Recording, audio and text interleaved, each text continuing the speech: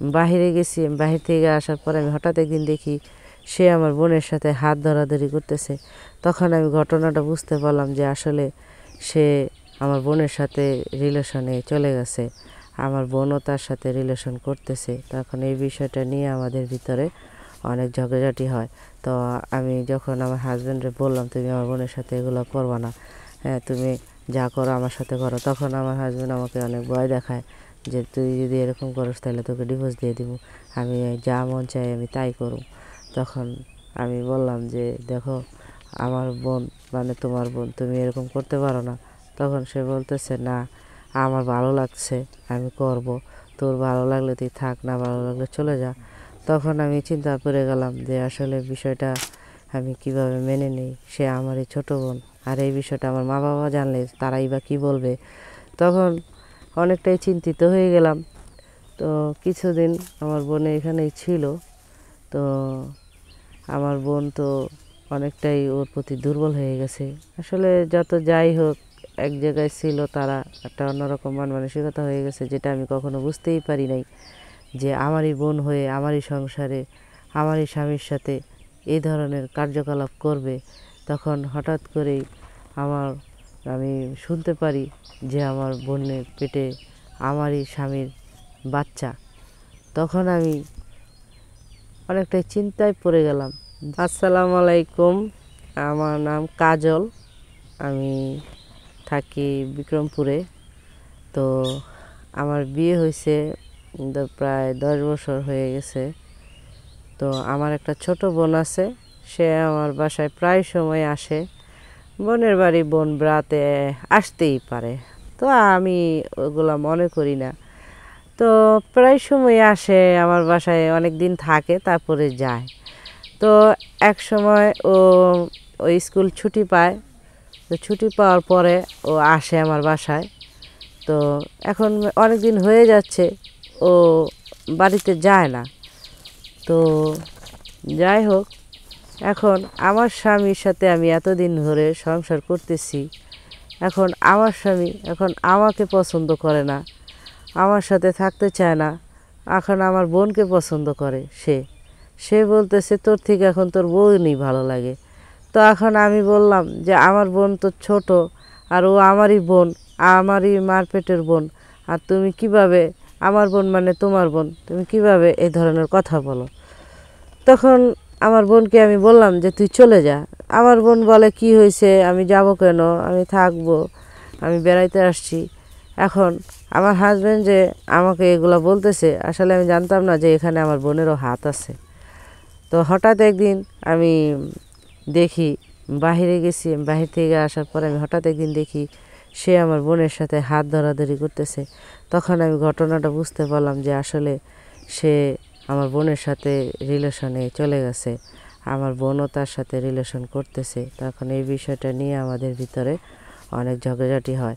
তো আমি যখন আমার হাজব্যান্ডে বললাম, তুমি আমার বোনের সাথে এগুলো করবা না, হ্যাঁ তুমি যা করো আমার সাথে করো। তখন আমার হাজব্যান্ড আমাকে অনেক ভয় দেখায় যে তুই যদি এরকম করিস তাহলে তোকে ডিভোর্স দিয়ে দিব, আমি যা মন চাই আমি তাই করব। তখন আমি বললাম যে দেখো, আমার বোন মানে তোমার বোন, তুমি এরকম করতে পারো না। তখন সে বলতেছে না, আমার ভালো লাগছে আমি করব, তোর ভালো লাগলে তুই থাক, না ভালো লাগলে চলে যা। তখন আমি চিন্তা করে গেলাম যে আসলে বিষয়টা আমি কিভাবে মেনে নিই। সে আমারই ছোট বোন, আর এই বিষয়টা আমার মা বাবা জানলে তারাই বা কী বলবে। তখন অনেকটাই চিন্তিত হয়ে গেলাম। তো কিছুদিন আমার বোন এখানেই ছিল। তো আমার বোন তো অনেকটাই ওর প্রতি দুর্বল হয়ে গেছে।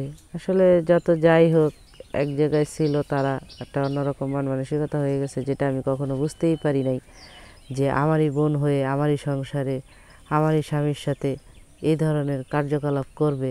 তখন হঠাৎ করেই আমার আমি শুনতে পারি যে আমার বোনের পেটে আমারই স্বামীর বাচ্চা।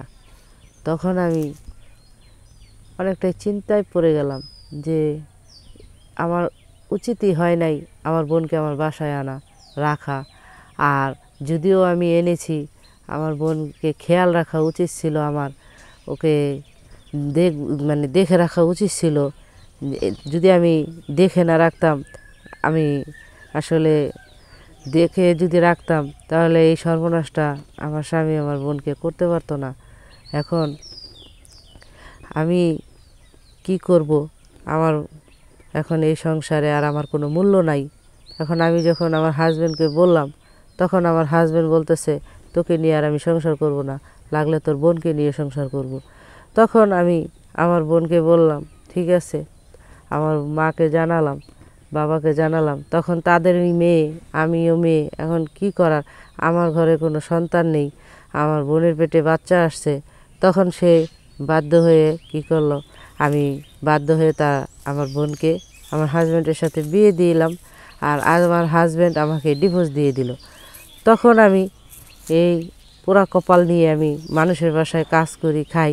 এখন আমার মা বাবা আমাকে জাগা দেয় না, বলে তোর স্বামীর জন্য আজকে তোর বোনের জীবনটা এরকম হয়েছে, এখন তুই কি করবি?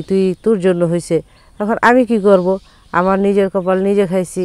এখন আমার মানুষের বাসায় কাজ করতে করতে আমার জীবন যায়, আমার মা বাবাও ঠাঁই দেয় না, হাজব্যান্ডও ঘরে নেয় না।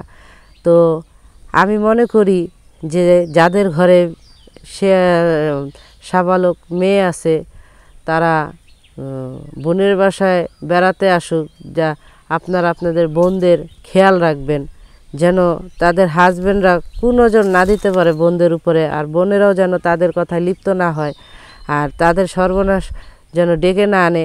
আর এই একটা ভুলের কারণে 3টা জীবন যাতে নষ্ট না হয়, আপনারা সেদিকে খেয়াল রাখবেন।